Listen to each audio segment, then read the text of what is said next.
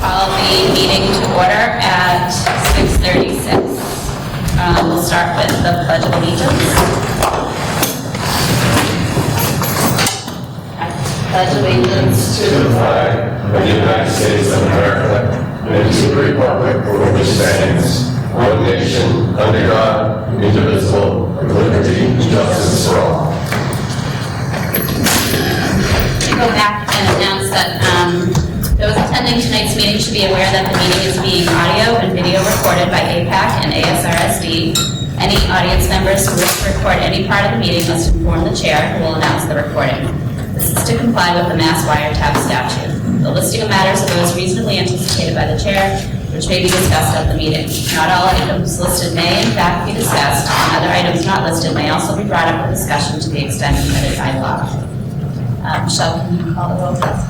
Mr. DeForge? Here. Mrs. Granger? Here. Mr. Leone? Mr. Quinty? Here. Mrs. Reshoots? Here. Mrs. Simmons? Here. Alrighty, any public participation tonight? Felix Strasburg. All right, we're gonna move on to the consent agenda. That will include the approval of the June 19th, 2019 regular session minutes, approval of the June 19th, 2019 executive session minutes not for release, a warrant memo, a donation to Page Hilltop in the amount of $1,366.58 from Lake Touch Studios for the Page Hilltop Snack Pack Program, a donation from Venus in the amount of $35,000 to the Air Shirley Regional School District, and a donation of gym equipment to the high school, which includes resistance bands, weights, and mats to the Air Shirley Regional High School from Mrs. Kim Casto. I make a motion that we approve the consent agenda as announced. Second. Been seconded. Dr. Moore, could you just, for our viewers, sort of give them a quick overview of what we're going to use the Bemis donation for? Sure. We have been using it in the past for robotics, destination of imagination. After school enrichment. After school enrichment. Yeah, so as you know, the robotics program has expanded exponentially. I mean, just within the last few years, it requires more coaches and we support that. And the expenses that they incur, destination of imagination. Last year was the first year we hosted that. In the region. And then the after-school enrichment courses, teachers submit a proposal, and if the principal approves it, it relates to the academic and to the emotional, social emotional development of the child, and it gets approved, and then we get it. Thank you very much to Bemis, as always. Yeah, there is a thank you note that we submitted to Bemis as being impacted. Awesome. Do they have their one minute? I don't think they're going to do it. No, they haven't done it the last couple of years. No,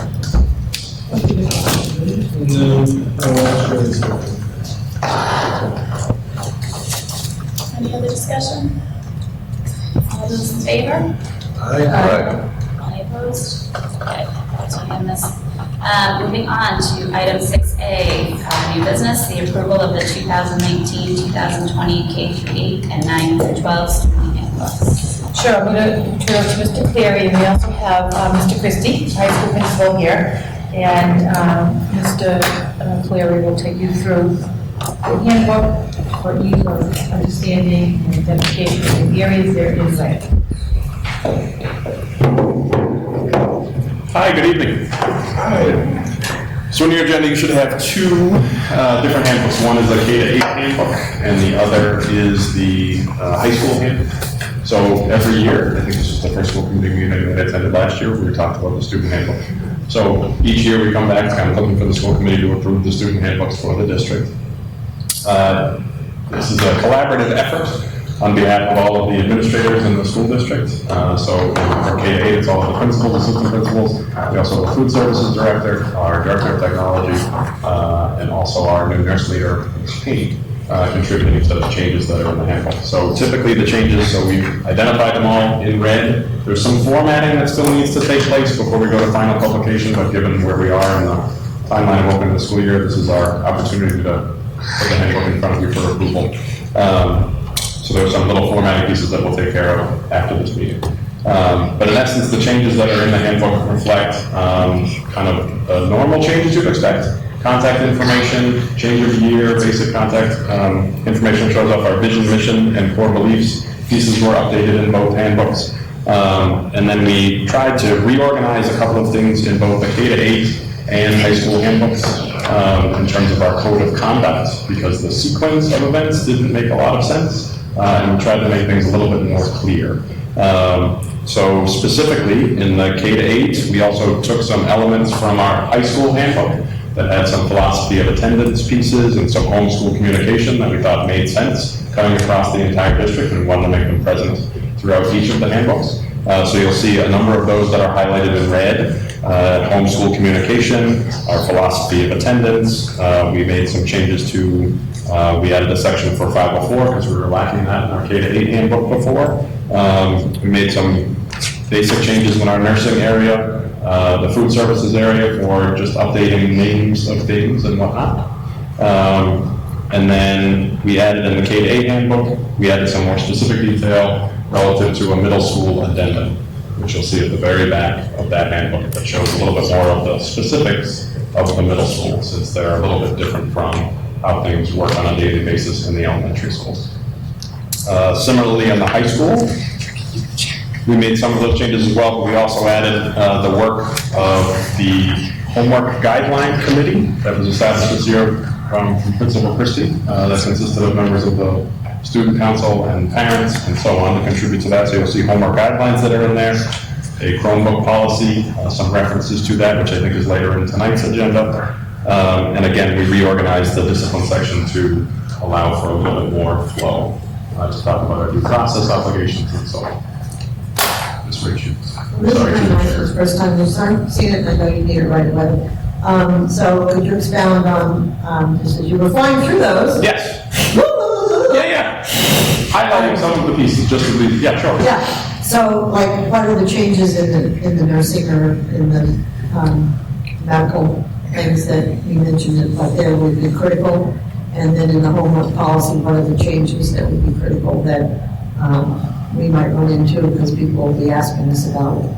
And are they going more restrictive, less restrictive? In the great question. In the nursing section, so in the K-8 handbook, that's about medications and so on. That's on page 23. And all of the sections that have been changed are highlighted in red. That's basically just to align, given the nurse leader piece, we're just making sure that we're aligning with all the current information that's out in terms of the in healthcare area. So to make sure that we're in correspondence with all of the laws and mandates that we're required to follow. So the changes that are there are very minimal, frankly. Yeah, the district immunizations are required and when they're required, so that's all that she made changes to. So this is following the state Yes. requirements actually, Yes. so it's just expanding on what the state requirements are doing. And then you're Talks out. about the high school, maybe Spencer can. Yep. About the homework guidelines? Sure. So the homework guidelines were really the year's work of the site council this year. So our site council included parents, students, and staff. We also presented this both to staff, students, and parents at evening events, where a set of guidelines were determined to really look at A, the purpose of homework, and then B, some specifics around what we're looking at for actual implementation. So actually, what are the guidelines? What are we looking for in homework status? Sure. So we had looked at about, I was going to say the reference page for the homework guidelines is page 13 Thank you. of the high school handbook.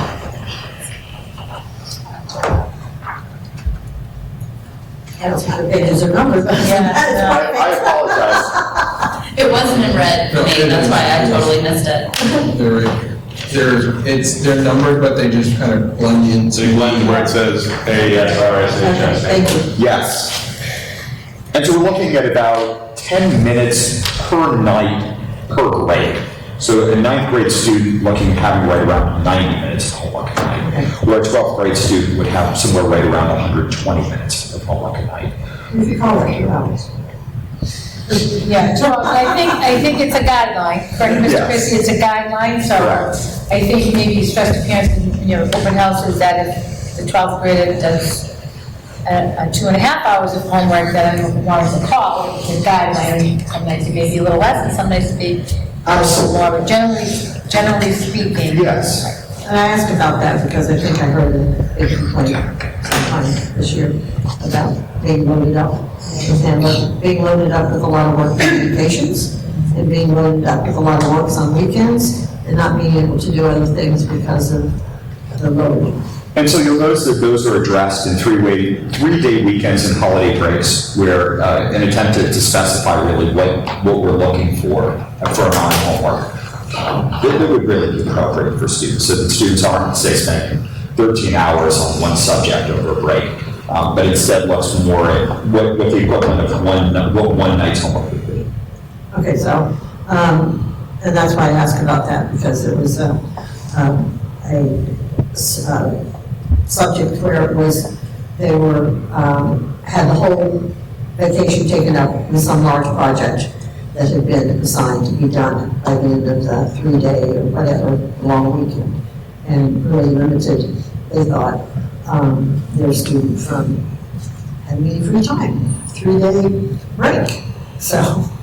And this is an attempt to put back in students' lives some family reconnection time, where a 3-day break or a holiday break should be a time to get together with one's family and be able to spend time together, not necessarily worry about homework.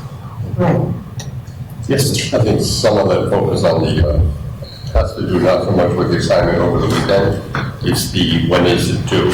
Yes. And I think most of the teachers say, well, I'll give them the advantage of having 3 days if they haven't completed it.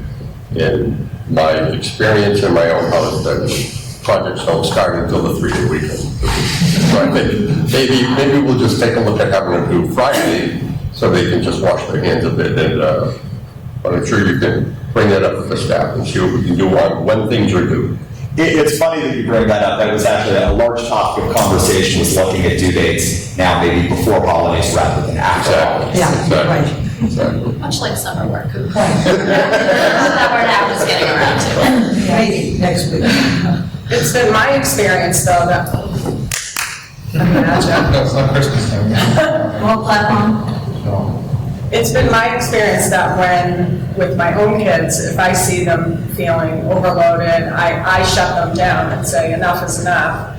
And email your teacher, and everybody's been very accommodating in those moments when, you know, they have a hockey game that's far away, or some other family commitment, and then they still have 2 hours of homework that, you know, that cuts into getting a good amount of sleep. And, you know, just send an email to the teacher and say, this is what's up. I always have them CC me, and they've often been very accommodating.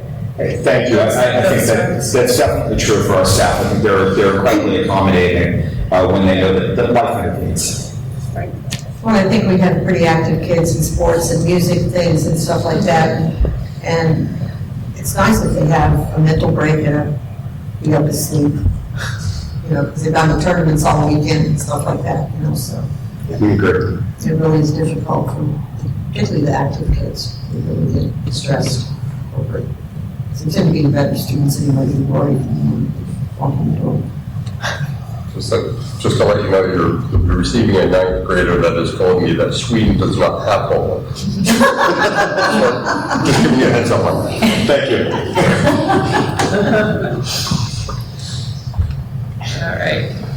Joyce, did you have- No, I just trying to slow Charlie down. No, that's quite all right. No problem. How is this information distributed with the student body?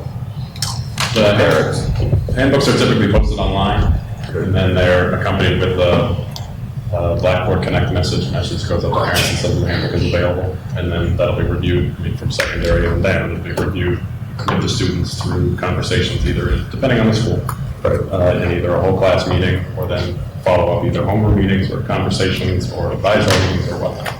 And then there's a sign distribution of books. These packages aren't handed to us. No, electronically. The parents do have to sign off in the back, and they can sign off electronically that they read the 48 pages.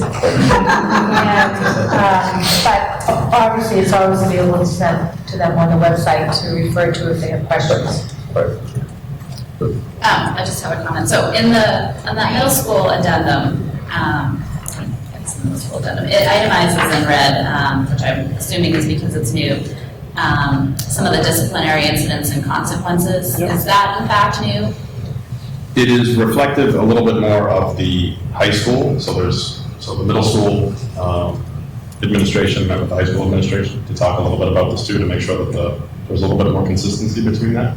But there's more specificity in the middle school piece. Which So- I love and I think is fantastic, but one thing I might suggest is that the middle school parents are specifically directed to this because it's good for parents to understand, you know, what the expectations are of the school and what the consequences are gonna be if something is done, so that there's no confusion, and at least if, when they're signing, acknowledging that they've read the handbook, they also are, you know, kind of reminded, please note that there's, you Middle know, school then.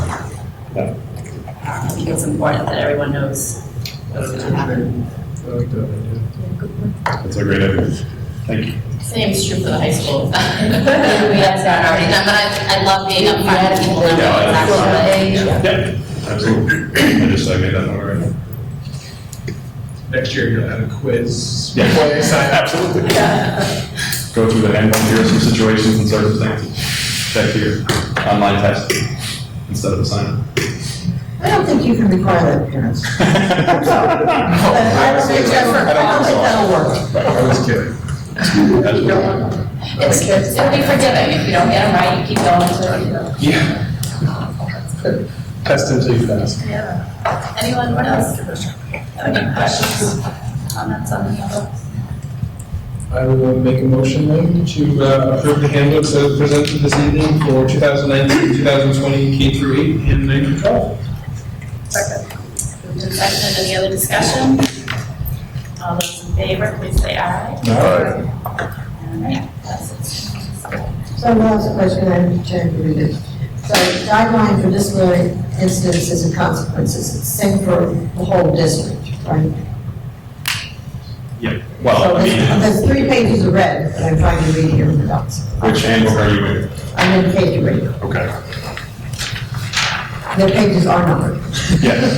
So it's 45, 46, 47, probably 50, 48. So the last 3 pages.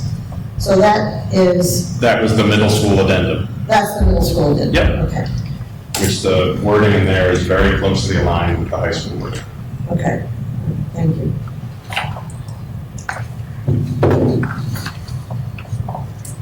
Thank you. All right, we're gonna move on to item B, review policy DD, funding proposals and applications. Yes, thank you, Madam Chair. This was brought to our attention by MASS when reviewing some of the policy. And one of the superintendents alerted us to that if we follow the mass policy, we were supposed to get approval from the school committee on submitting grants and funding amounts.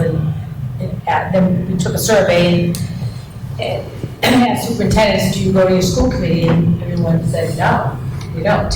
So we talked about, you know, we want to follow policy, which of course is our obligation and responsibility as a public servant. So we looked at changing the language that, unless you, and this is the first read and not a problem, but, so that paragraph in red, the superintendent or designees will be responsible for seeking out and coordinating the development of proposals for all specially funded projects. Funding proposals only requires approval of the school committee as required by proposed specifications of the grant. So if a grant were to require that a school committee approve the funding piece or any component of the grant, then we would bring it to the school committee. So what did the superintendent say was usually going on? Well, the mass policy said that any time, any grant that would be submitted, it would be brought to the school committee for approval. So we've submitted several grants, and I may inform you that we've submitted a grant, but I don't ask for your approval on the funding amount or anything like that, and that was written in the policy, so we weren't following the policy, but it doesn't make sense, because the timing, we may not have a meeting, and, you know, the deadline for grant, it just doesn't really make sense. Just a couple grammatical corrections. One, the requires, there shouldn't be an S on that, proposals require. And we have requires and required in the same sentence. So I took the S off and I wrote, funding proposals only require approval of the school committee if so referenced in the specifications of the grant. So we don't double up all the words. So it's just wordsmith. Yeah.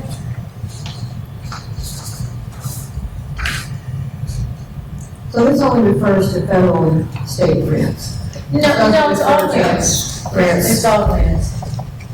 So I'm gonna talk about in my superintendent report tonight about a safer school grants that we got, Right. that we applied for, and so when we get a grant, I'll keep informed about the award amounts, the differences in each year, but it's not, you wouldn't come to the school committee for approval about submitting a grant and the amount that we would be going for. And that would make it unwieldy to begin with, because grants, sometimes they post a grant, they give you about 4 weeks to write it, or 3 weeks to write it. It's the timing of having a school committee meeting and such would not be. Keeping you informed that we applied for some new grants, or we got awarded grants, certainly I would always do, rather than be doing tonight. So, but then, at some point, we would,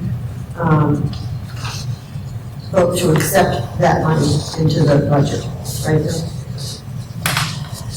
For the So grants, we don't know what that money is. We have grants, we have a whole page of we usually grants. have a placeholder for grants based on the last year's Right. funding, and then when they get written and approved, then we update the amount on budget. Okay, so it is listed. Yeah, it says about that, yes. We're not sure which budget, which grant we're gonna get, and what the amount's gonna be, so we just do it as a placeholder. So how many of those grants can we carry over to next year? So All we the have ESSA. carryover grants, we have All carry. the ESSA, that's the formal, chapter. Title I. Yeah. Title II, Title IV, Title III. Those we don't have to. Those are expend. entitlement grants. There's some that we have to expend within a certain amount of time, is there? Yes. Question mark? If I can, are you going to? Yeah, I'm just. So going back to Jim's change about funding proposal only requires, is this it's a grammatical thing, right? Is it just? It's just yes. No, I understand, but if you change if funding proposals becomes the noun, is that the type of noun, doesn't that then become an S at the end of requires? Is it the funding of proposals, or is it a type of proposal? The funding proposals, you can, Right. if you want to make, you can do it either way. If you want to do it singular, you want to make funding or proposals either way. I just had any proposals as a plural, Okay. and then require, you don't need the S at Okay, I caught that too, but then I was like, wait, read it a little bit differently as the type of proposal, which. That's- Okay.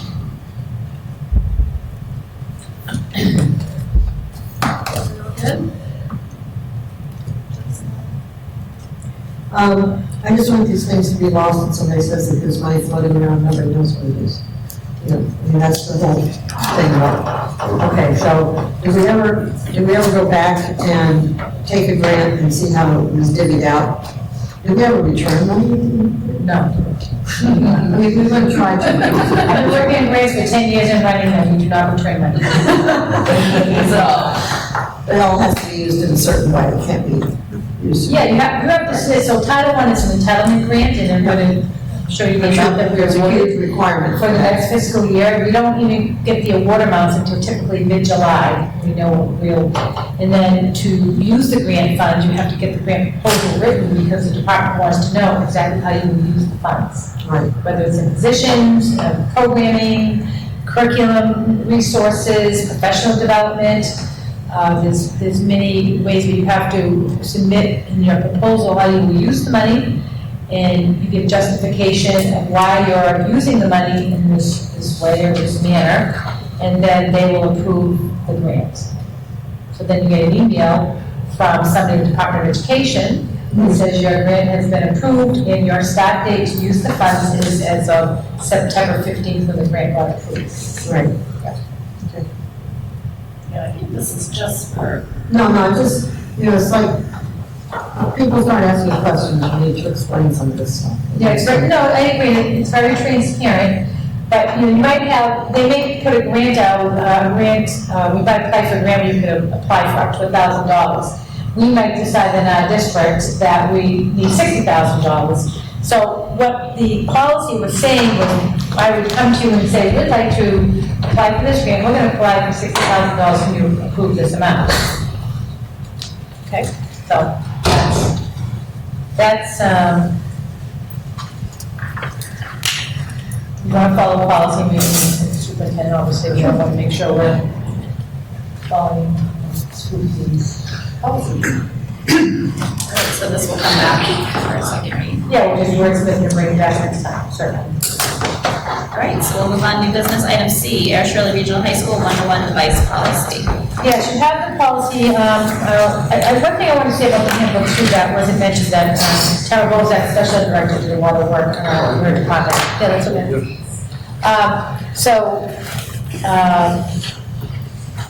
Mr. Christie and Mr. Tebow more so worked in this policy. As you know, we finished our second year with a one-to-one devices at the high school, and Mr. Tebow in particular felt that we need to tighten up the policy for various reasons, and I don't know how much you had a chance to look at it, but he gives an overview of the one-to-one and how do you get a Chromebook.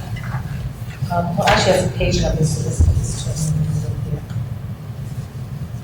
And caring for the Chromebook. So the damage to the Chromebooks really was minimal. I think student responsibility was really good at the high school. We had some problems in the areas of chargers and bringing a charged device to school.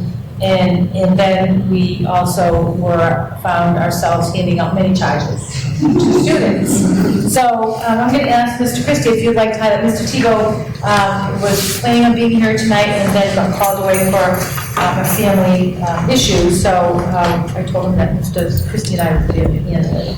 So Mr. Christie, if you'd like to add anything to what I've said. Dr. Ron, that was just about perfect. We did have some issues with chargers, either becoming defective or going missing.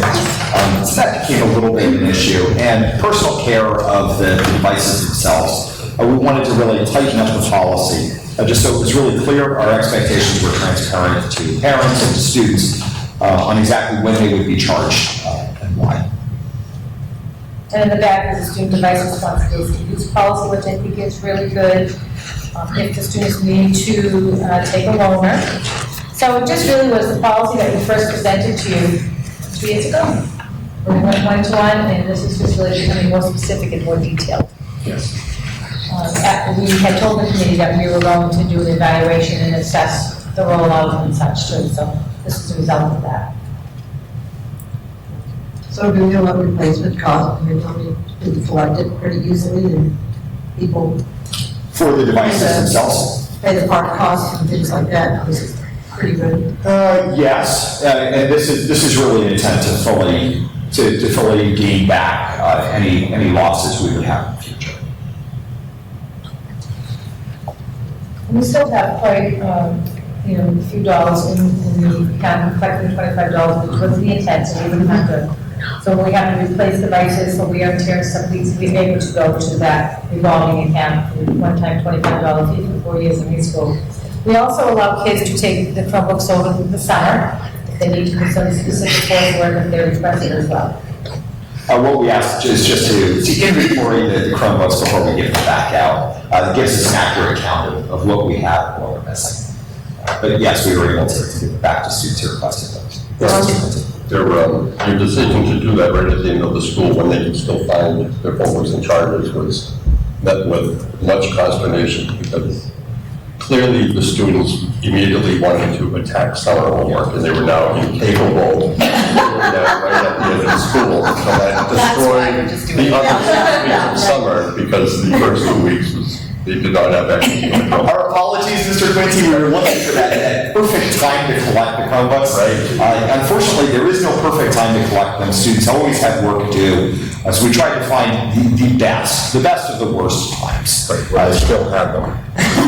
Right, so, that's good feedback to think about how can we make a quick turnaround time to, particularly those students if we get the names of those students that need to do summer work, Yeah. excuse me, and so that we wouldn't delay them getting back the Chromebook, if we get it back right away.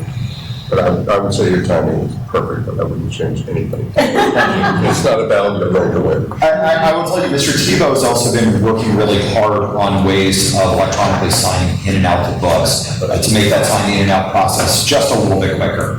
So he and Ms. Crawford have really done an unbelievable job of helping us to organize the process and make that transition a little bit more seamless. We used to do tooling audits and space them out over the years, so you could have 5 or 8 year, and it made everybody's life, because at a certain point, we used to shut down the plant for 2 days, the inventory tooling. We got into a routine audit, and it made things much smoother, so it might make yours and Mike's life a little easier to go to that sort of thing. What you did here worked fine, but to make your lives a little bit easier, you may want to take a look at that. Thank you.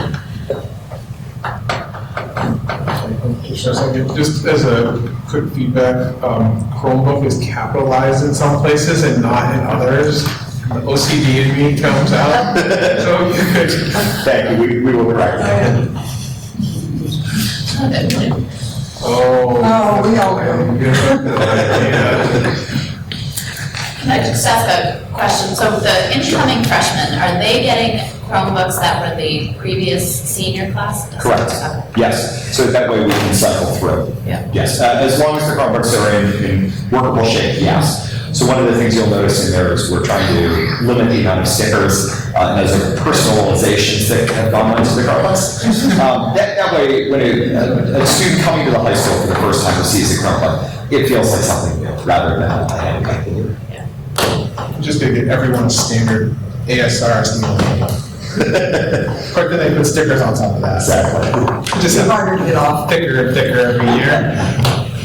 How many new ones are we going to have to put into the system this year? New Chromebooks? Yeah. I'm not entirely sure, but I can certainly have that reported back. Just curious. Yeah, thank you. Because I figured those should go to the freshmen, right? The ones that are being replaced? Yes. Have a lottery. But they draw a number. All right, everyone. Anyone else have any questions on the one-to-one device policy? That's a good update. So we're gonna vote on that. I'll make a motion to accept the Air Shirley Regional High School one-to-one Chromebook guide as presented tonight. With the capital letters. Second. Second, any other discussion? All those in favor? Aye. Thank you. All right, so that's passes. Thank you. Item D, increase the Air Shirley Regional Middle School custodian from a .38 FTE to a 1.0 FTE. Sure, thank you. I'm going to have Mr. Briggs is here, and he's going to speak to the need. But before you do it, in your package, you have a breakdown. Mr. Plunkett did a very nice spreadsheet here, calculating the square footage, the average square footage for full-time custodian in the building. I'll let Mr. Plunkett talk a little bit more about that, and then Mr. Briggs can speak to you about the need for increasing the time at the middle school.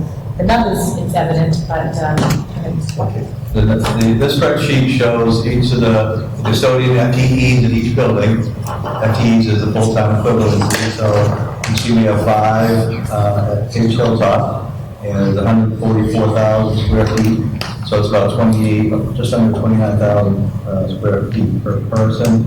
Keep in mind, we do have one person who's designated as halftime grounds at the high school, and we have a halftime designee for maintenance at Cage Hilltop, so that comes into play. But I left them in there because they are at the building.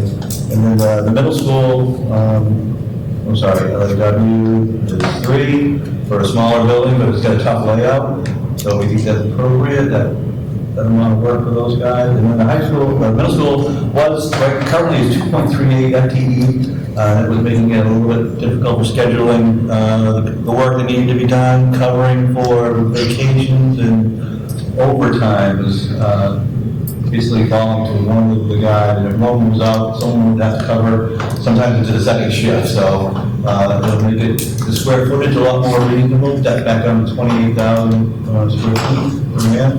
And it's a 0.62 increase that we're proposing. from 2.38 to 3.0 even at the middle school. And then last is Page Hilltop, 4.38, we do have one part-timer there, at 115,000 square feet. So the increase, we figured, calculated the salary increase is about $20,500, and then benefits, if taken, not a given that they'll take benefits, but that would be another $15,000, which is an average between our family coverage and our individual coverage. But we never know what circumstances are, so that would be the total potential cost. The funding source will come out of the salary line for the custodians. As you know, we've had 3 retirees, so usually a new person comes in lower, so we know that we have a savings in that. The benefits would be a wash. Right. And then, Yes, certainly. want to talk about the name So from- Greg proposed this to us. Correct. From my standpoint, just to give you a little insight of how we do our custodial work at the middle school, there's a person that begins at, one of the FTE's full-time employees begins at 6 o'clock in the morning and opens up the building. And he's essentially there by himself until 2:30 in the afternoon. That's when the other full-timer and the part-timer come in. Basically just before the kids are dismissed for the day. And then they come in and they can get into the classroom spaces and start doing their custodial thing. So the daytime guy is there, like I mentioned, essentially all by himself. He's the go-to guy with the walkie-talkie. He's got his own area that he routinely cleans too. But, you know, any incidences that happen during the course of the day, any emergencies, anything like that, he's the guy that they call.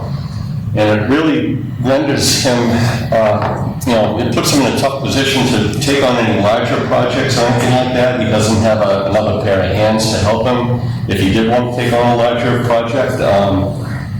He's inefficient with his work because he does try to start something and gets called away. So the plan would be to have the part-time person turned into a full-time person. He would come in a little bit earlier than class dismissal, and he would be there to help the morning guy with any larger projects that they'd like to take on.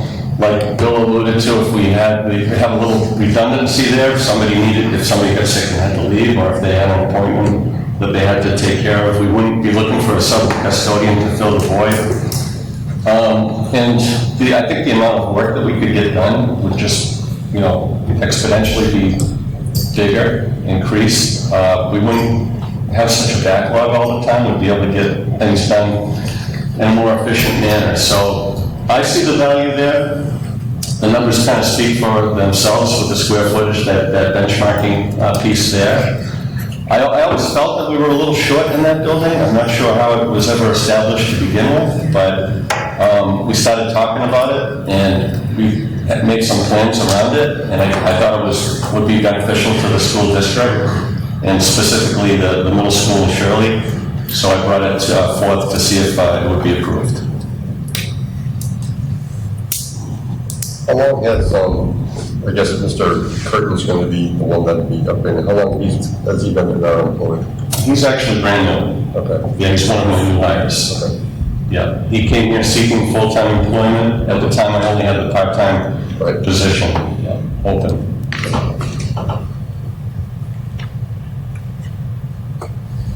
Anyone else? Any questions? Okay, thank you.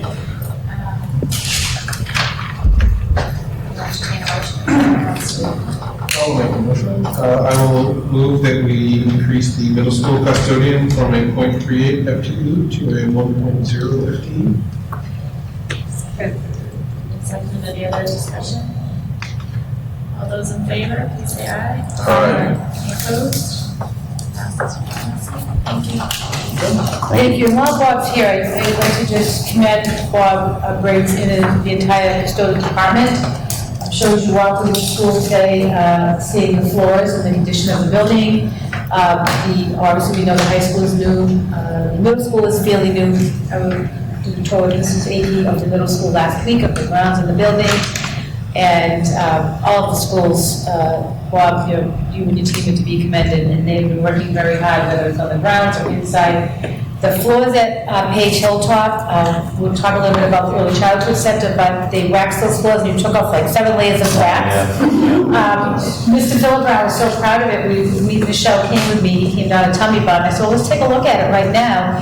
And they actually were able to remove wax down to where somebody had left like a brush floor scrubber, and it made a colored mark in the floor, and then covered it by taking off so many layers of wax. That's really hard work. Because in a lot of buildings, when floors get waxed, what happens in a lot of work is that the dirt gets pushed to the edge of the corridor so that I have a dark spot along the sides of the corridors where the dirt gets waxed in.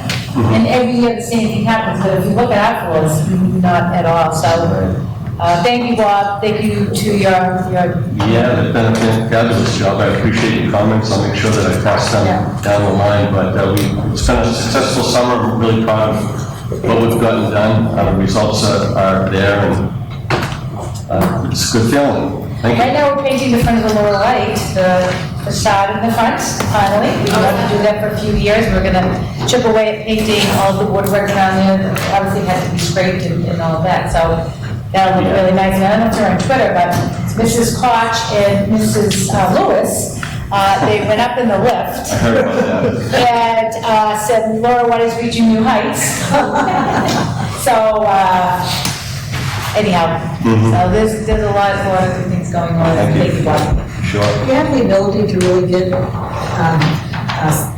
subs when you need them? I would think that would be a very hard thing to have someone come in who doesn't know the whole stuff going on. I would think that'd be very difficult.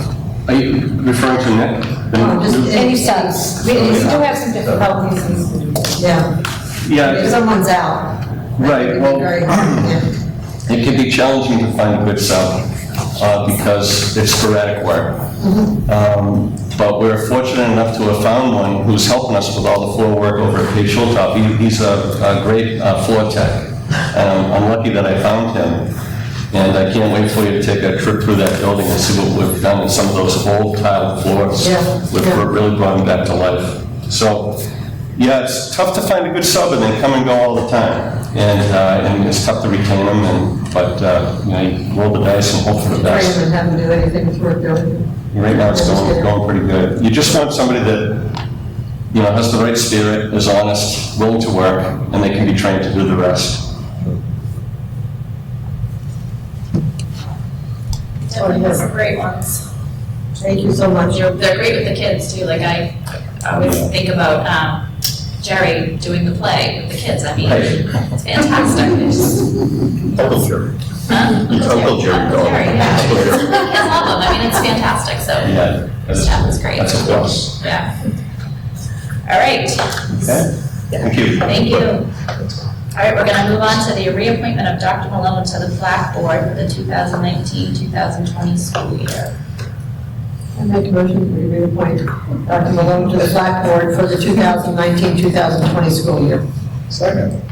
You've been seconded. Any discussion? You want to talk about it? Or? No, I'm going to be the chair again. I am the chair of the board, and so I've been enjoying it. Yeah. Thank you for doing that. Yeah. All right, so all those in favor of Dr. Malone's reappointment, please say aye. Aye. Any opposed? All right, that passes. And now we'll move on to your superintendent's report. Madam Chair, if you don't mind, would the committee not be opposed to moving up the update in the ASRSD Collaborative Conference? So Mr. Christie could come out, and he's going to make some comments about it. We would allow him to get home with his standard. Definitely. So, Mr. Christie, I want to first commend Mr. Christie. As you know, last year was his first year, and with the transition in leadership, we had to request that we had a delay or extension on the collaborative conference. And so when he came into the position with Dr. Myers, assistant principal, they had to manage this right from the start. It was very difficult, having a history of the school and pulling pieces together and finding all the documents and the surveys and all of that. And so I want to commend him for his work in this, because it certainly was something he had to give many hours to and spend a lot of time doing during this past school year. So in your packets, you have the initial letter from the MES committee, and I'm going to turn it over to Ms. Christie. Thank you, Dr. Malone. So over the past year, Air Shirley Regional High School had been working on creating a self-study and hosting a NEASC visiting team to the high school. In 6 months, the faculty here completed a 73-page self-study that was given to NEASC. This is a process that typically takes 2 years, and yet through the dedication and hard work of the staff, this was completed in 6 months. Every faculty member was involved in this process. On April 23rd, 24th, 2019, we hosted a NEASC visiting team to the high school. During the days they were here, the team was able to visit classes and speak with staff, students, parents, and administrators. Through their visit, the visiting team was able to gain information that, combined with the self-study, produced a final collaborative conference visit report. After reading this report, the Committee on Public Secondary Schools voted to award Air Shirley Regional High School continued accreditation in the New England Association of Schools and Colleges. In the report, NEASC was impressed with many of the programs and services at the high school, including the physical and intellectual safety of the building, the shared responsibility for growth and success, the structure and agendas of department meetings, the variety of opportunities for students to demonstrate their learning, the examination of student work, and the variety of course offerings. There were, however, 3 foundational elements that the NEASC report found that we were not meeting. Those being, the school has a written document describing its core values, belief about learning, and vision of the graduate. We knew last year that this coming year we would be working on the vision of the graduate as part of its stage 2 of our plan. Last year, if you remember, we created core values with input from faculty, students, and families. There is a written curriculum and consistent format for all courses and departments across the school. While a lot of work has been done in Atlas Rubicon over the past few years, we need to create course maps for all courses, including the elective courses. Work for this has already begun this summer, with a number of faculty members working with Mr. Kaleri to develop maps for these courses. And last, the school has intervention strategies designed to support learners. The district school counselors have been working with Helen O'Donnell, a local expert, on creating a comprehensive school counseling curriculum and targeted interventions that will build student readiness and capacity.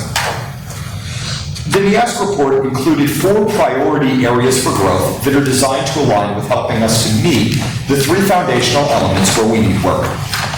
These priority areas became the basis for our school improvement plan over the next 2 years and include the creation and adoption of a vision of the graduate, the faculty and administration engaging in relevant professional development that supports the design of instructional practices that will meet the learning needs of all students and engage learners in inquiry, problem solving, and higher order thinking.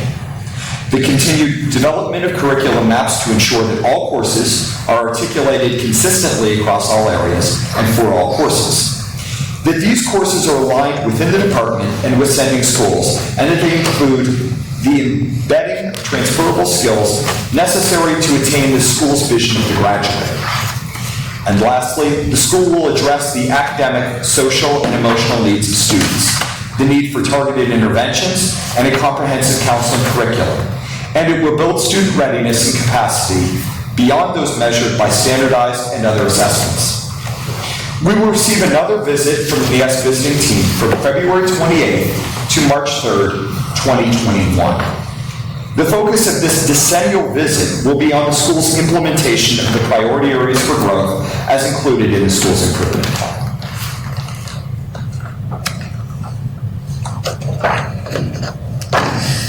Anyone have questions for Mr. Christie? So thank you for all your work, Dr. Meyer's work, and your staff's work. It's a great reflection. Some of these things that they picked up on Panther Block, other ideas that they picked up on are great things that separate our school from other schools and make our school great. Thank you. Thank you, Mr. Forrest. The faculty here has been working incredibly hard to offer a wide variety of courses that support not only student readiness, but also student interest. It was really wonderful for the NIASC team to be able to come in and highlight some of those areas that I think really support our faculty in some of the more profound areas where they're continuing to push educational boundaries. Yes, Question is for any of the administrators here. Do you happen to know when and how they were created and how they're funded? Yeah. NIASC? So, NIASC, I know they've been around for many, many years. They have recently, this collaborative conference is new. The way they come in and review schools is new. And it's not as critical as it used to be. And it's more of a collaborative conference where they do come in and interrupt and add anything you want anytime, either one of you. That they come in and they actually work with you on what they're seeing, what they're finding, and ask for input and commentary on what they're seeing, and is this really valid or not valid, and so on and so forth. Do you want to add anything? Yeah, it's a wonderful way of putting it, Dr. Malone. The process at NIASC has changed, where it does become more collaborative, where the visiting team came in and met with our staff, they met with students, they met with families to really get a feel for what was going on here. That also will drive our school improvement plan, again, over the next 2 years as we look to implement their suggestions. I think the process overall is a really good one. It's one where, rather than just being critical of the school and pointing out generic needs, this really looks more at us. Places where we can improve and places where they could highlight some of the wonderful things that are happening within the school. So the report felt very fair. And I think it was well received by those folks that had read it and come through it. I think there was a lot of agreement with what was in that report. They're international, and what they found, we were not surprised. Correct. You know, I mean, we've been working on, I've been starting my 6th year here, we've been working on curriculum. It's a slow process, and when you're in a small district, you don't have a lot of curriculum writers, and not everybody has the skill to write curriculum maps, and then when you pose a new course, you may have a syllabus, but you may not have the actual map to go along with it. So we weren't surprised about that. The vision of the graduate is something that all high schools are doing across the Commonwealth. It's not. My big question. Yeah, Yes. there's, every time you look now, there's professional development to assist high school teams in running the vision of the graduate and so on and so forth is something that's being required. Yes. So this is something, the vision of the graduate, we always knew we would be attacking this year. I actually just pulled Mr. Cleary aside right before this meeting. The high school will be sending a team of 4 people on October 9th and 10th to a NIASC conference where we can work on our vision of the graduate directly with some of the folks from NIASC as we attempt to make ours perfect. Established in 1885, Mr. Quinty.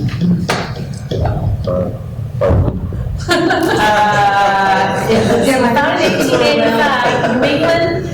NIASC is an independent, voluntary, nonprofit membership organization which connects and serves over 1,500 public, independent, and international schools in the U.S. and worldwide. Founded in 1885, the New England Association of Schools and Colleges has been working to establish and maintain high standards for all levels of education, longer than any other accreditation agency in the United States.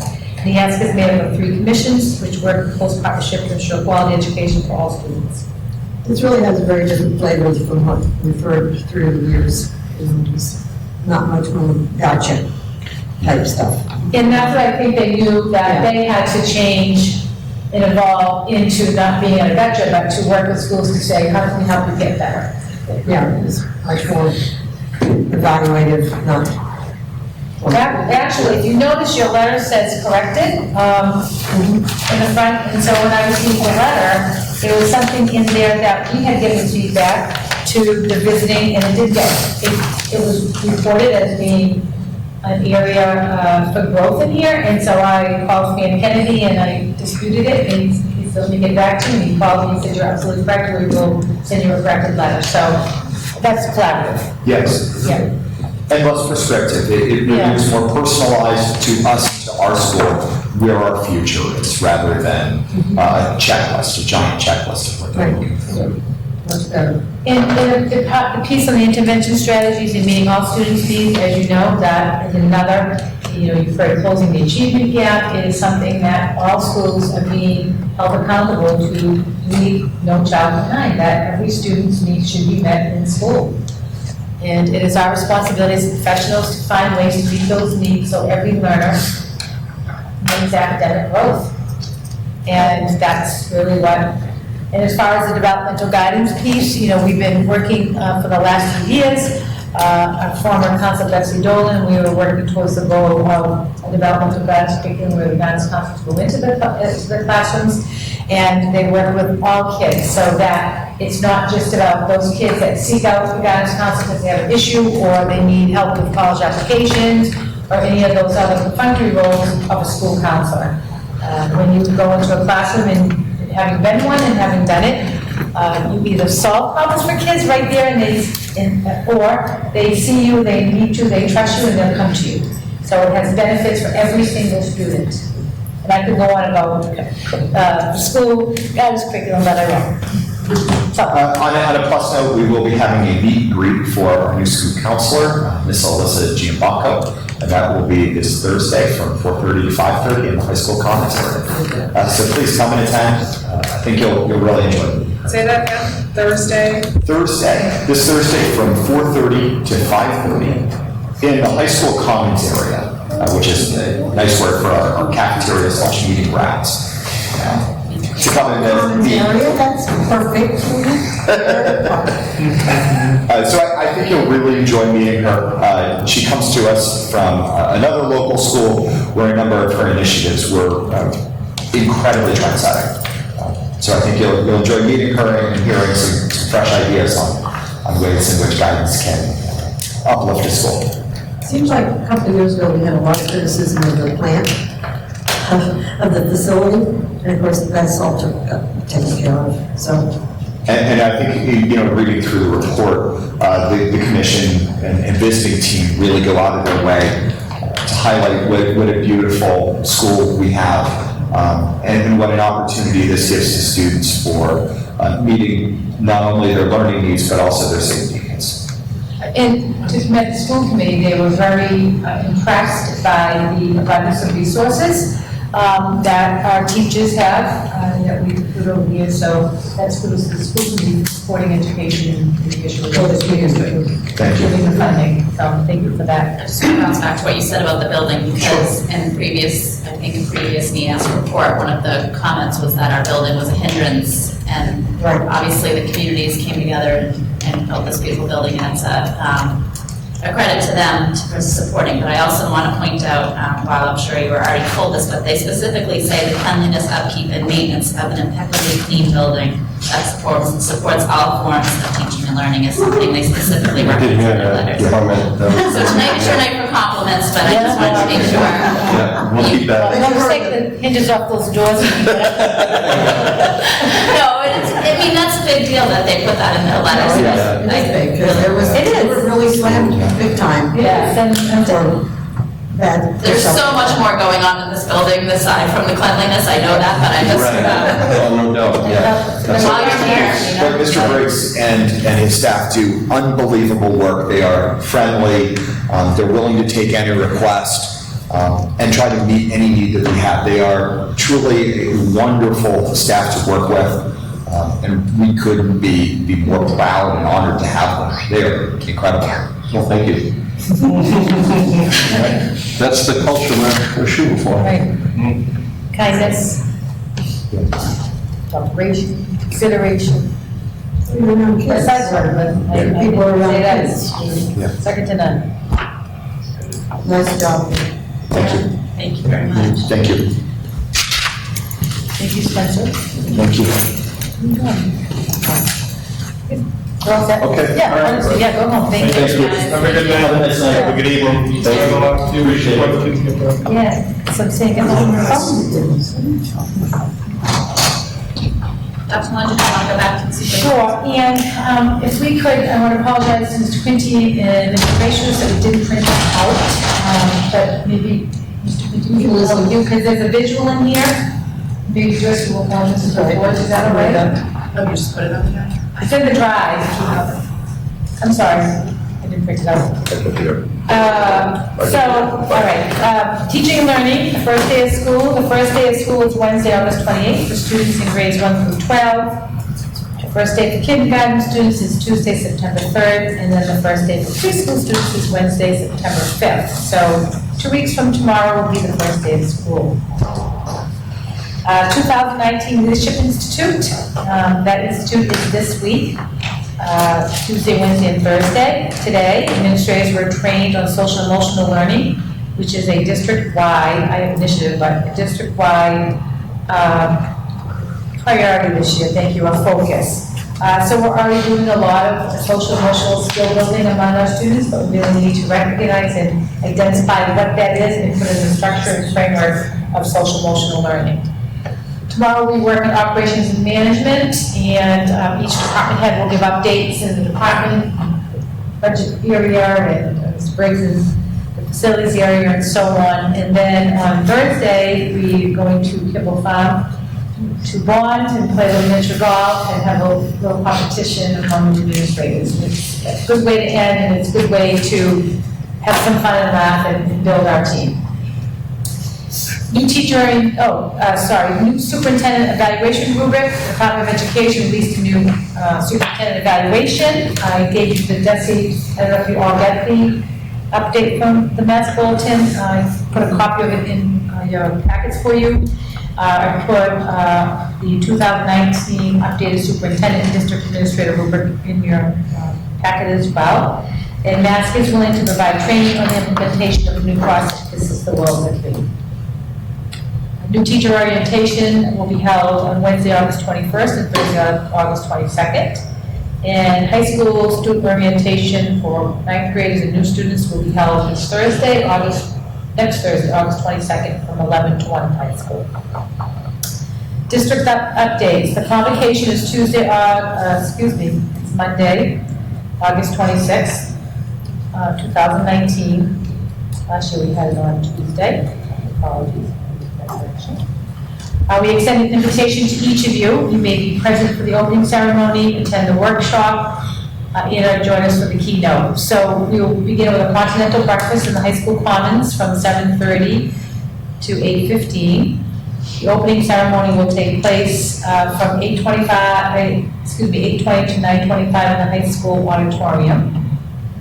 And then, as we just said, that the social emotional learning will be a focus for the district this year, where all of the paraprofessionals and teachers will participate in the same workshop called Social Emotional Learning, Building on Present Strengths for Paraprofessionals and Teachers.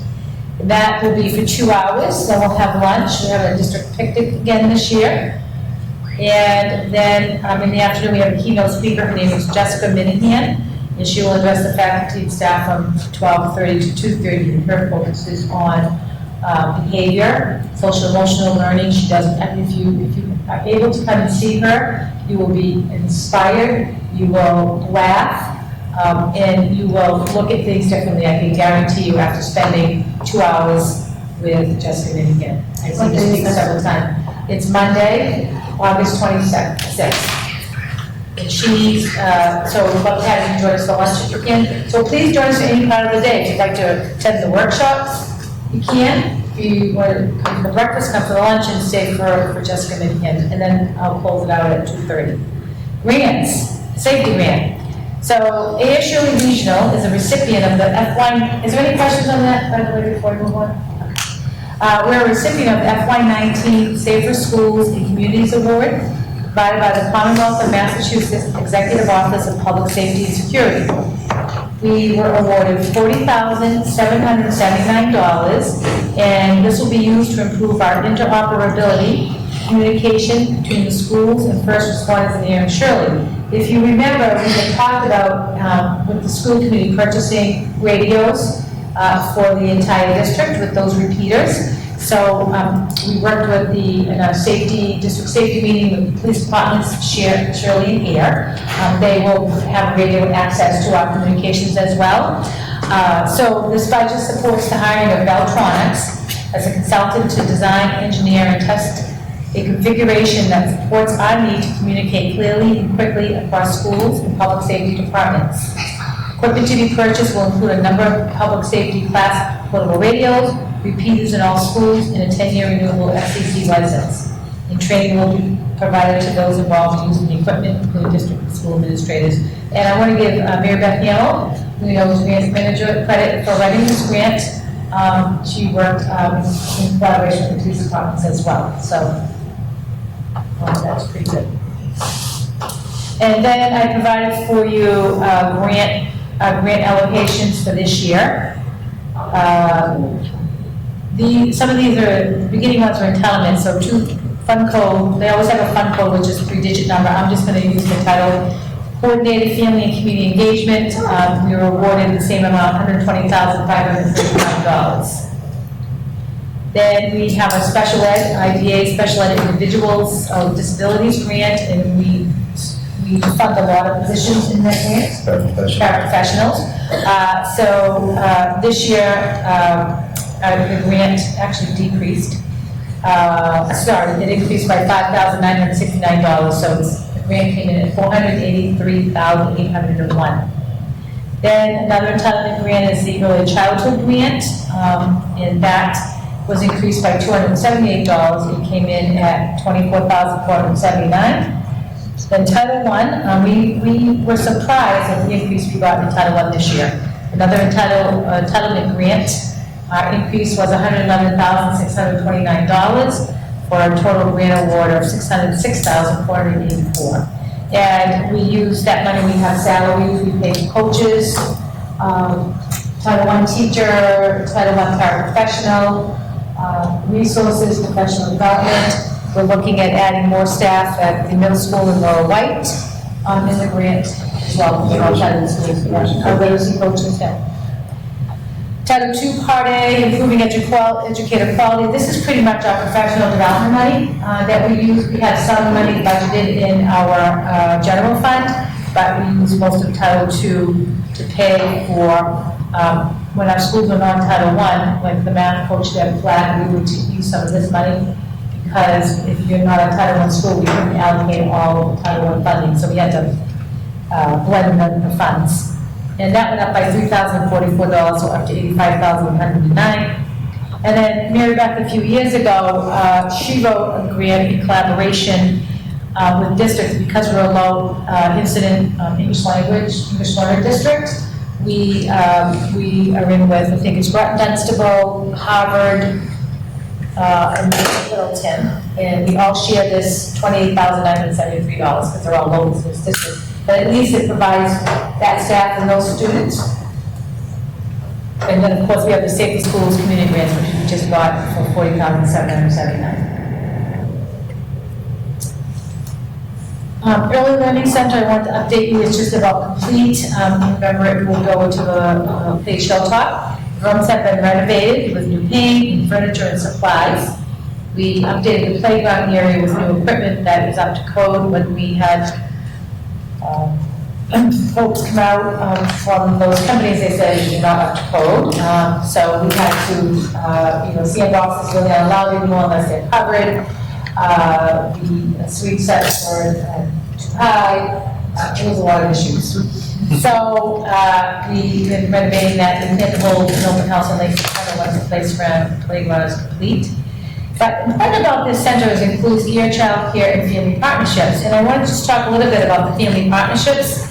We all know child care is convenient for families, particularly preschool students, because they only go for 2.5 hours a day.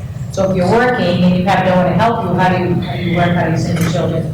But the Shirley Family Partnership, it serves our area families with infants, toddlers, and preschoolers ages birth through 5 in the communities of Shirley, and Devens. The Mass Coordinated Family and Community Grant I just spoke of provides funding for materials and activities to enhance early literacy development, such as our year-round, weekly facilitated on-site playgroup sessions and curriculum-based home visitor program.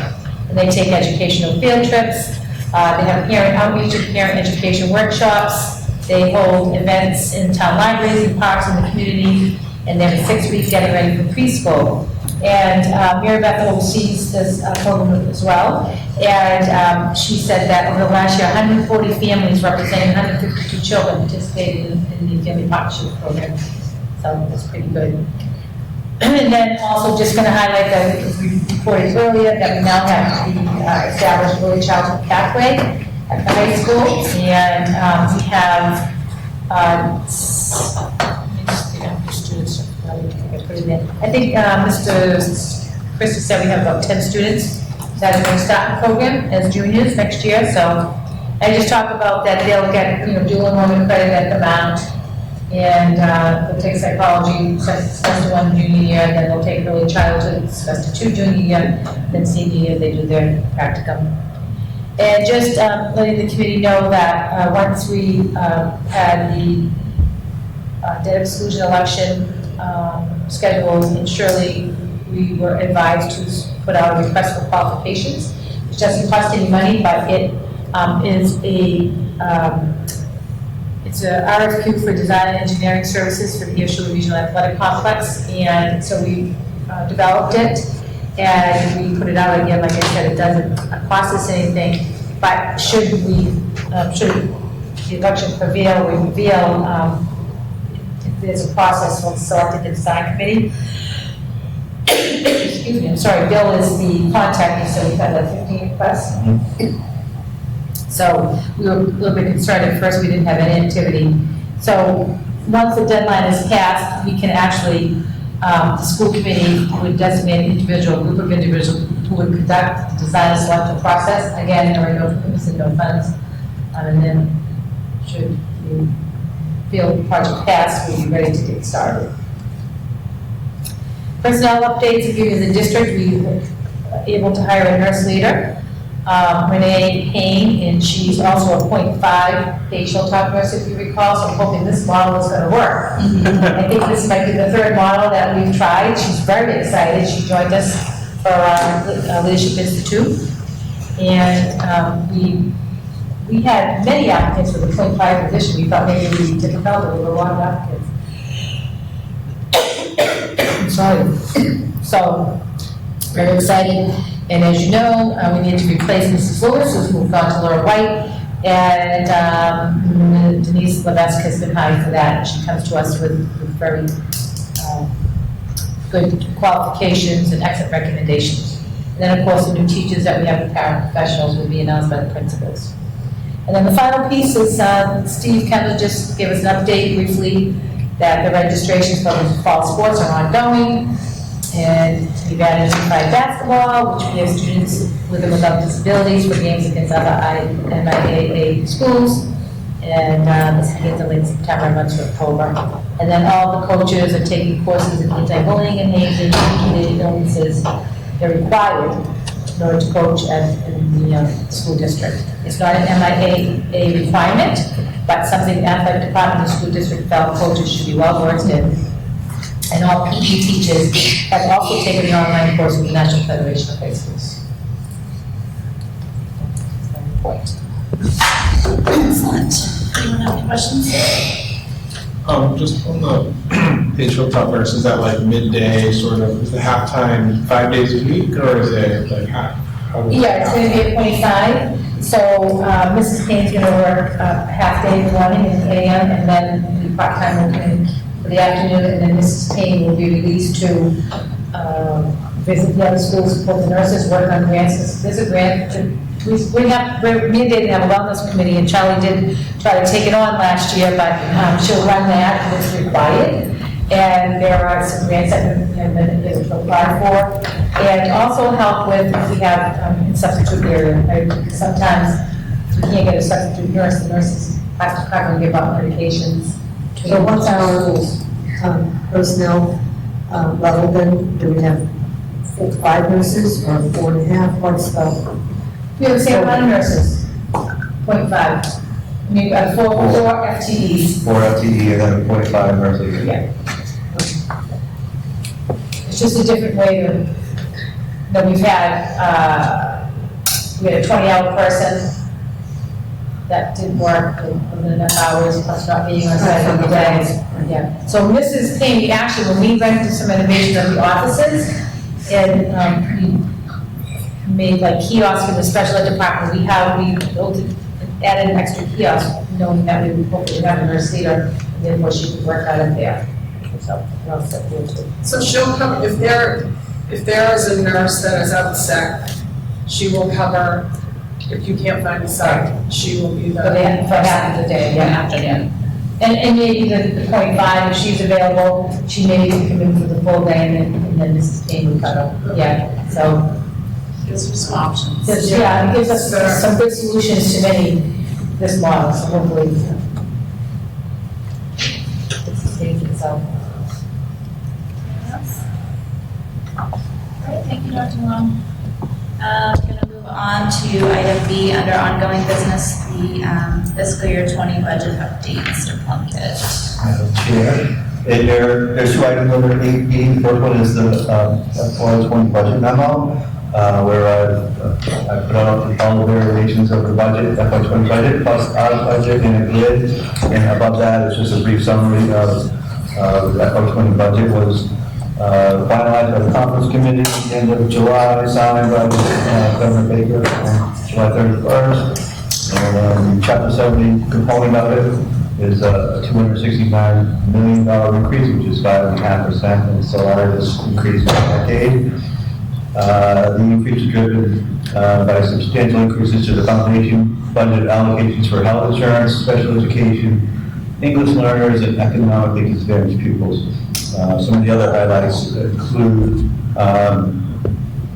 most significant increase in the foundation budget was for the rate growth for economically disadvantaged pupils in the 5 poorest wealth deciles. We also saw the largest increases in what they call gateway cities, which are like New Bedford, Fall River, Lawrence, Lowell, Pittsburgh to some extent, because we have some of our poorest deciles in those areas. Chapter 70 remains at the $30 per pupil for minimum aid. That was from the governor right through. That was $30. And our budget comes in at $236,000 less than the conference committee budget. So we're a little bit more conservative than what they have. And also you can see the difference from the Senate proposal to the conference committee is actually down $6,000. So it went down just a little bit. But overall, we end up $236,000 lower than the state budget, state aid budget for our district. Please be conservative. Any questions on that? Just to sort of say that, I think it's also important, that's why we don't make adjustments early in the spring, because getting work, right? We're going to do And the second item under 8B was the comparison. I found a tool on the Department of Ed website, and I took the calculations of Chapter 70 for FY20, and I grouped a bunch of districts that are similar in size to us, plus a couple of districts that we always like to compare ourselves against neighbors. So I made this cohort, and it was very interesting that Air Shirley had the largest per pupil increase from the foundation budget. The increases to the foundation budget were highlighted there. We have $571 per pupil increase. And Air and Shirley's ability to pay, that's the required contribution from the towns, was second only to Littleton for this cohort.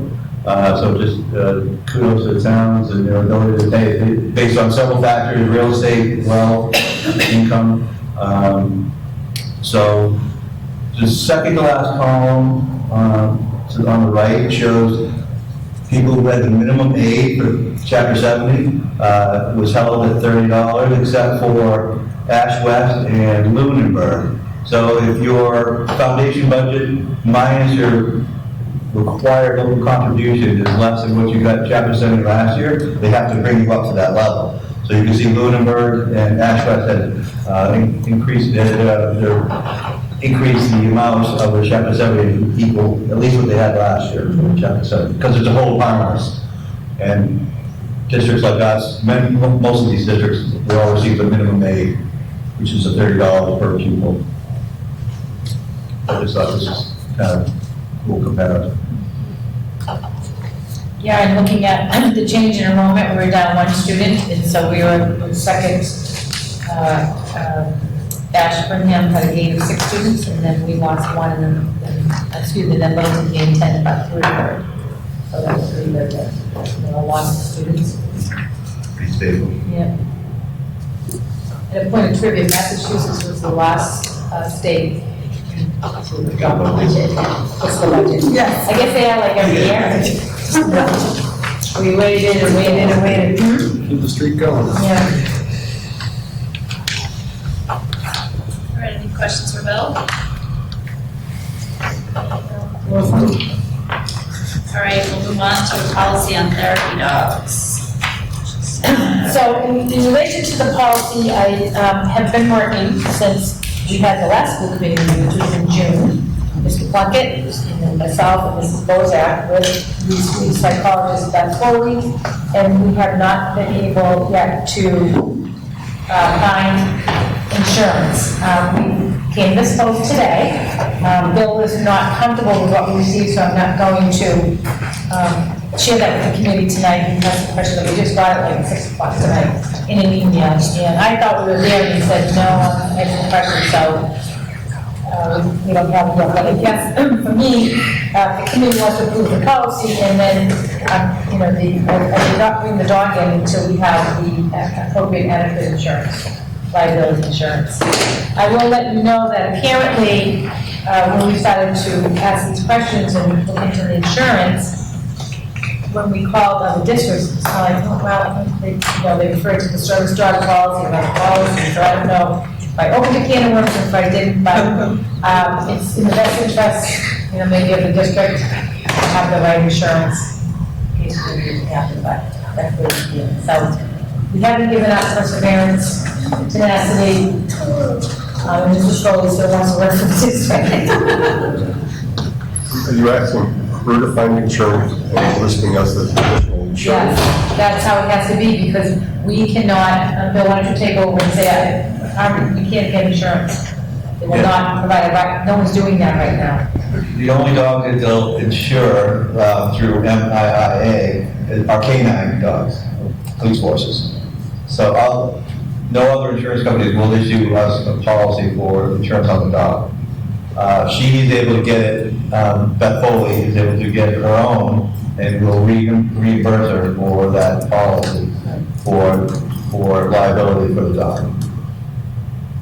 So we have some documents where she got a rider, and so right now it's about $600. I think that's going to cost, but Bill has some questions about it, so before I say to the school committee, where it goes over that, but then once she gets it, we can bring the dog into the school. I think you could pass this as a policy, and you can get a separate lines policy through Lloyd's. Submit this and get a separate lines policy through Lloyd's of London now. I bet that was. We looked into those in London, I had Tara call it. I would, yeah. Into it, but It shouldn't be this difficult, no. No. especially since so many schools have them now. But Isn't it? I think they're bringing it under the service dog policy, and it's not a service dog, so that's the problem. But you don't want to make it so, I think there are great benefits to having the animal, and you don't want to make it so onerous that everybody's like, well, forget that. Yeah, right. Yeah, It's just too much stuff. Right, There's an advantage to it, but- Right, I don't want it, no, I don't, I No. just simply want, I didn't realize it was gonna be difficult, but the good news is, as more and more districts want to bring in therapy dogs, insurance companies are gonna have to service their clients. Right. So, Are you working through an agent? I'm not working. Insurance agent? We tried to secure it through our insurance company, and they would not issue us a rider or a policy for the dog. No, but they'll write it through Lloyd's for you, won't they? That was what we did. You should they have to do the contact through Lloyd's to get a separate loan call, because Lloyd's isn't going to talk. Our insurance carrier has to contact Lloyd? Right, yeah, Okay. yeah, then Lloyd's is not going to talk to you, but the carrier writes a number of line policies. They know people who know people. Well, Bill, You have to give them something, so Like, I wouldn't bother doing it till we have this. Hopefully we'll have this tonight. They don't want to see that. Yeah. And then everybody calms down, you know, and then they'll be okay. Well, Where is the dog certified through? Do you remember what the, EDI, I wonder if they would have any? they provide insurance only when it's working through TDI, Okay. doing something on behalf of TDI. Would they know of? They have friends in that area. No, so we asked Beth to secure the insurance and provide us with proof of Yeah. that insurance, and then we will reimburse her once she had it in place. So that's what she's working on. She's That's what working on we're that. working on Okay. but I'll have you guys investigate the word. I know you mentioned it last time, and maybe I missed the fact that it's the actual insurance carrier that contacts them to underwrite, what's a London underwrite policy. Right. So when Bill, when he investigated through our insurance, I then said, well, let me call, and maybe if I ask different, sometimes it just, I got the same answer, and then there was no offer of, Lloyd's of London or anything like that. As a matter of fact, the discussion got a little bit difficult because I just couldn't believe it, that we couldn't get this. Right. So. This allows somebody else to make a cut, so. Yeah. So I guess if the school committee approves the policy, I think tonight's the third read, and then the only thing that is pending is that we get the insurance secured, and then we can bring the dog in, of course, if we can notify on that, so that will allow the committee is.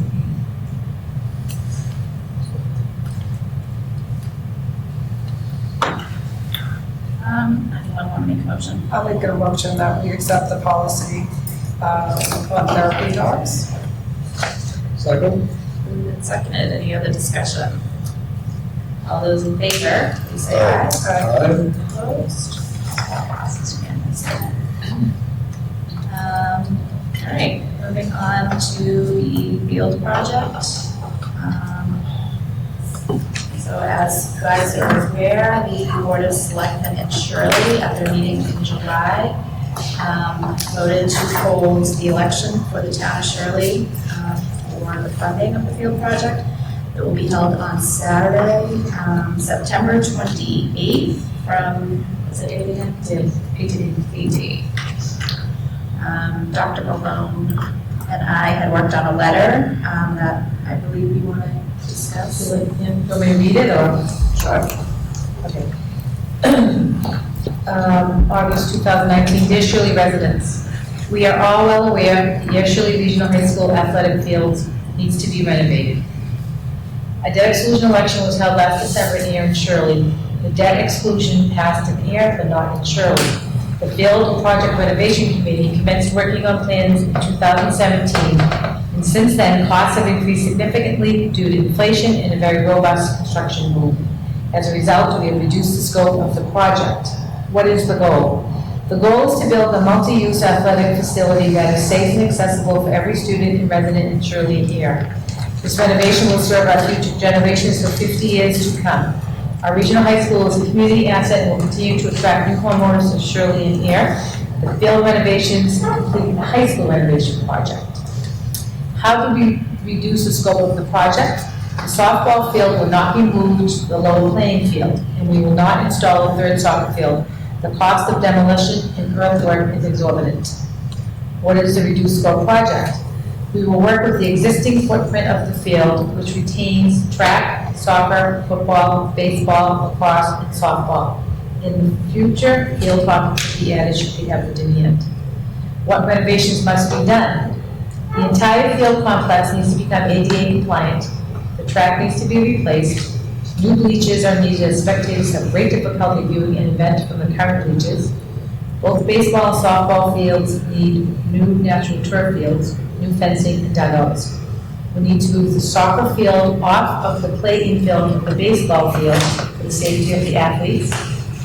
We need a new press box with handicap access, a multi-purpose building to house the ticket booth, session stand, restrooms, storage area, and mechanical room.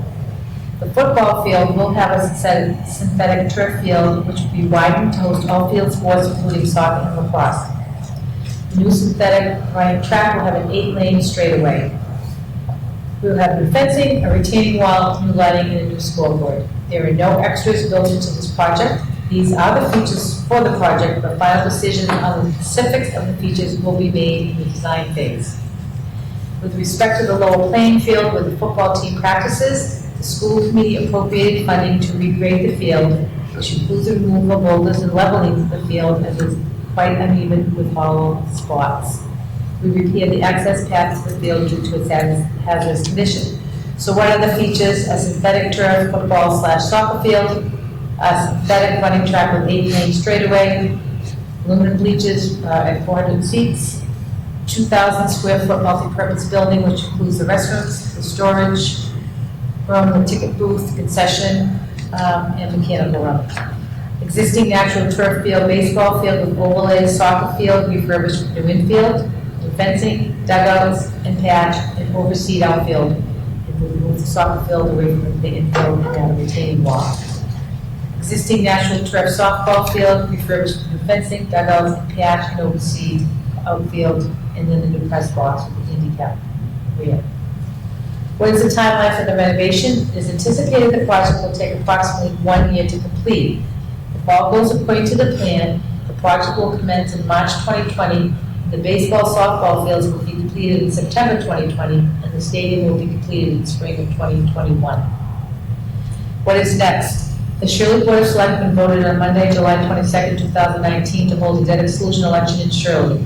Voting will take place on Saturday, September 28th, at the town hall from 8 a.m. to 8 p.m. The voters will be asked to approve funding of up, meaning that is the most we could spend with the project cost, $6.2 million for the high school athletic field renovation. Residents of Shirley will be responsible for 42%, or $2,604,000 over 15 years. This number does not include interest. And for those in Shirley who would be interested in their own tax applications or would like the information, please contact Town Administrator Mike McGovern. Note the Town of Air passed the debt exclusion in December and is not required to hold another election. The Town of Air is responsible for 58% million of the 6.2 million, which is $3,596,000. The school department will hold a public forum in the Shirley Regional Middle School Library on Tuesday, September 10th, from 6 to 7 p.m. In the meantime, should you have any questions, please do not hesitate to contact me, Dr. Malone, the school superintendent, or school committee chair, Michelle Granger. This letter will be made public and then contact information will be available. We are happy to provide interested individuals tours of the field. Should the project receive approval from the residents of Shirley, the project will then enter the design phase. This is the phase when actual decisions in the design of the field are made by a committee consisting of school department personnel and residents of Shirley and Air. It is important to note the project cannot exceed $6.2 million, and it could very well come in at less than $6.2 million. In fact, the high school renovation project came in less than projected. It was projected to cost $56,543,765. When completed, the actual cost was $54,919,050, which yielded a savings of $1,624,715. Now, I'd be proud to say I came in when that project was 50% underway and saw it through to its completion, including the savings. And thank you for those listening and watching, and for those who will read the communication, we thank you. Thank you. I think that's it on the project. Yes, I think that, I will, send that to the, Mr. McGovern and the communications committee, Shirley, and we'll make the letter public. Close the public forum.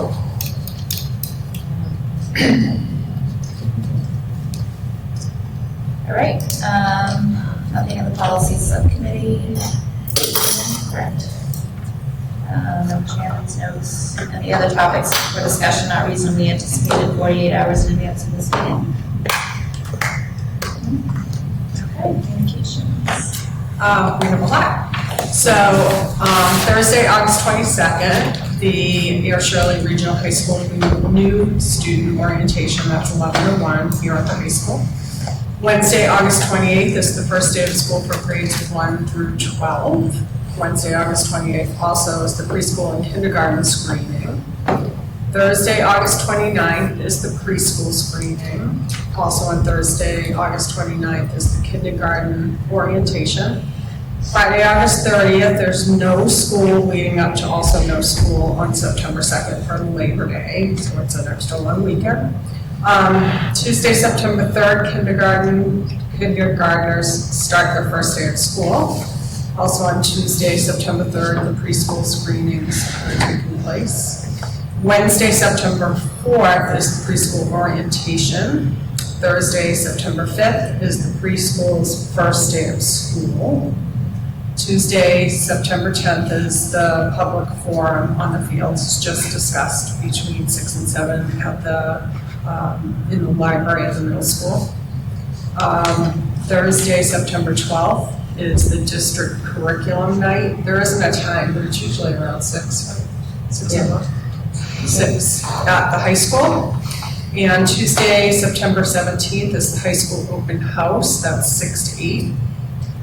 Wednesday, September 18th is the Page Hilltop Family Welcome Back Picnic that starts at 5:15, followed by the Page Hilltop Open House that starts at 6. Thursday, September 19th is a 90-minute early release for grades preschool through 12 for the professional development for teachers. Tuesday, September 24th, Laura A. White Open House, 6 to 8 o'clock.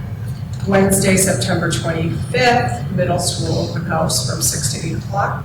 And then Sunday, September 29th is the Holden Wood Trail Run. And they have the race day registration starts at 9. It's in Shirley. You can also register online.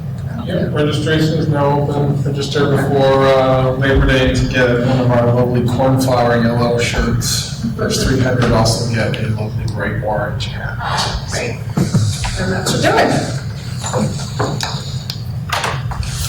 Excellent. Madam Chair, can I just say one thing in the future agenda item? Yep. That's for requirements for high school. We've had this on here now for a couple of years. And I've spoken to Mr. Christie, and we'll be making a presentation to make the math score requirement, high school graduation requirement, impacting future, not in current high school classes. You would not change the rules or requirements for graduation when you're in the process. So we will be bringing that forward for a vote and approval this year. And I think we have a need for executive session. Yes, we do. And the reason for the is on litigation. So I will entertain a motion to adjourn. I motion that we enter into executive session for the purposes of discussion and litigation, only to return to open regular session for the purposes of adjournment. Yes. All right, the motion, Second. second. Any other discussion? All those in favor? Aye. Any does it have to be? Yes, or we will roll call. Jonathan DeForge, aye. I'll read your ad. Cheryl Simmons, aye. All right, so that's at 8:14. Executive session.